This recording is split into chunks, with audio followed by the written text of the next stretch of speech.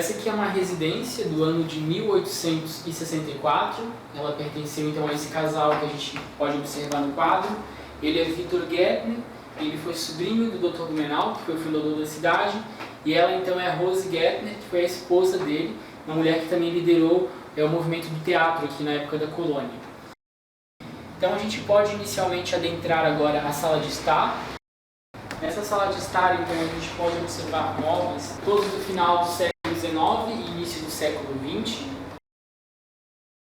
A gente pode observar alguns deles como a escarradeira ali no chão, um gramofone, que era um objeto então, para escutar música. Depois ali ao canto nós temos um aquecedor a querosene. Ao lado temos uma pianola. E depois ao lado a gente tem a cristaleira com todas as louças originais da família Blumenau. Depois aqui nós temos um quadro a óleo, tanto os objetos mais antigos quanto objetos mais contemporâneos. Depois nós podemos adentrar esse quarto aqui ao lado, que é uma representação do quarto do Dr. Blumenau, que é a cama de ferro com um colchão de palha.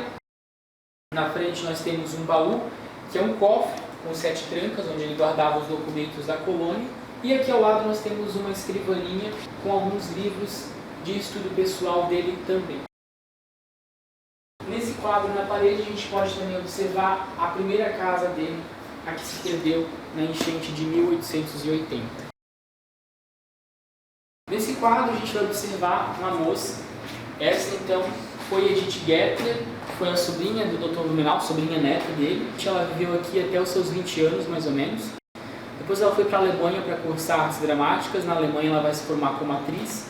Mais ou menos em 1920 ela volta ao Brasil, já com seus 40 anos de idade. Regressa a essa residência para tomar conta de um irmão que estava doente, estava com diabetes. Não era casada, não tinha filhos.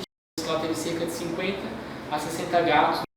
E aí quando ela falece, em 1967, é feito um cemitério de gatos aos fundos do nosso horto botânico em memória a esse apego que ela tinha pelos gatos.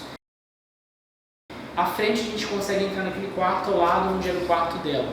Lá a gente vai conseguir observar a cama onde ela dormia. Na parede nós temos também alguns retratos e fotografias dela.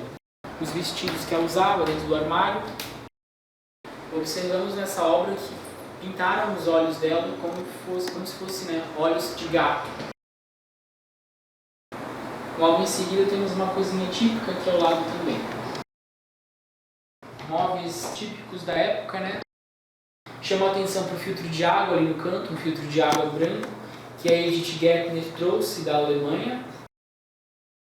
Nós temos também ali em cima do armário uma vidraria com uma manivela na parte de cima, que era uma batedeira da época, logo atrás dos ovos ali.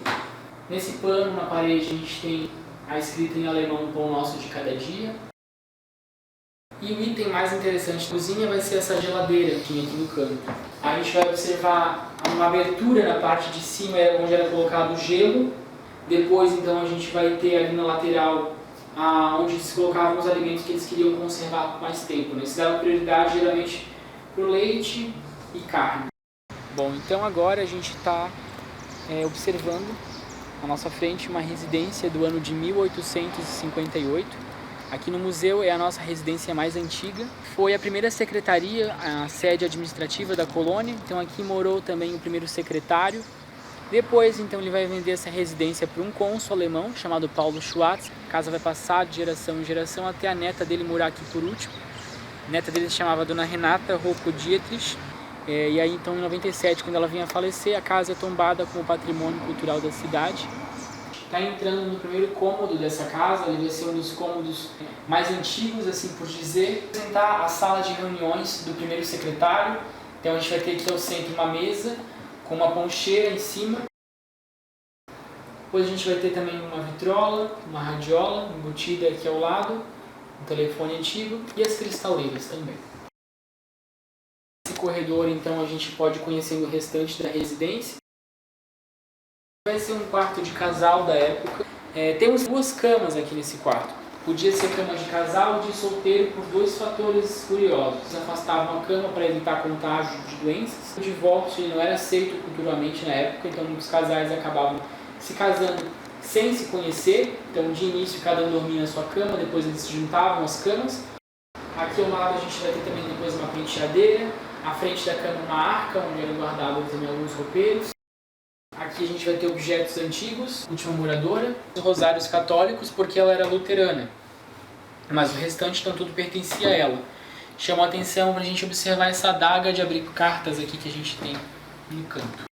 Aqui a gente vai encontrar então diferentes porcelanas de diversas partes do mundo. A começar na parede, ali a gente tem pratos que vieram da Ásia. Em cima da mesa nós vamos ter esse jogo de jantar de frutos do mar.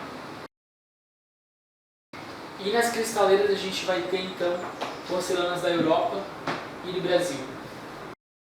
A gente também observa aqui na parede um relógio típico da época.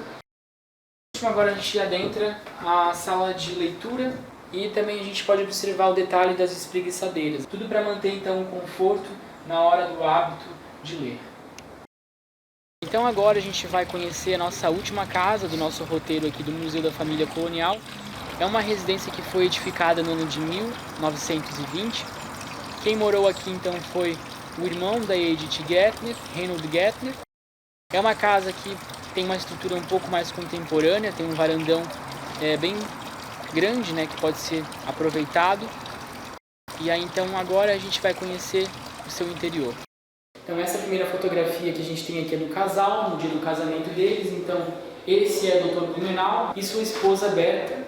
A gente vai ter o casal comemorando as bodas de prata na Alemanha. Uma outra fotografia onde a dona Berta, viúva, ao centro, uma réplica de um vestido de noiva da época. Lembrando que até então a cor do luto na época era o branco, e aí então o preto passou a ser do matrimônio, né, do casamento. Aqui depois a gente vai ter fotografias da dona Berta com os filhos. Aqui depois a gente vai ter uma fotografia da esposa do Dr. Blumenau já com um pouco mais de idade, né, do que a outra fotografia.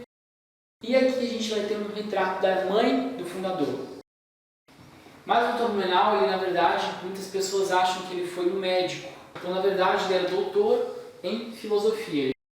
Essa carta foi escrita por Dr. Blumenau para Dom Pedro II no ano de 1884. Ano esse então que ele deixa o Brasil e regressa à Alemanha.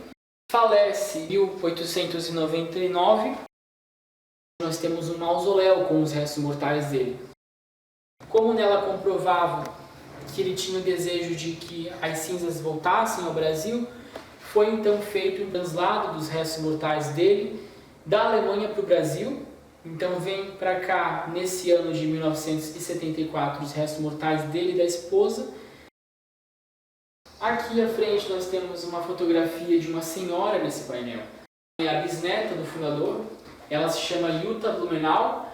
Hoje ela tem 87 anos de idade, ela é viúva, não teve filhos nem netos. Então já é de vontade dela que quando ela vier a falecer, os restos mortais dela também venham para o Brasil e sejam colocados ali no mausoléu.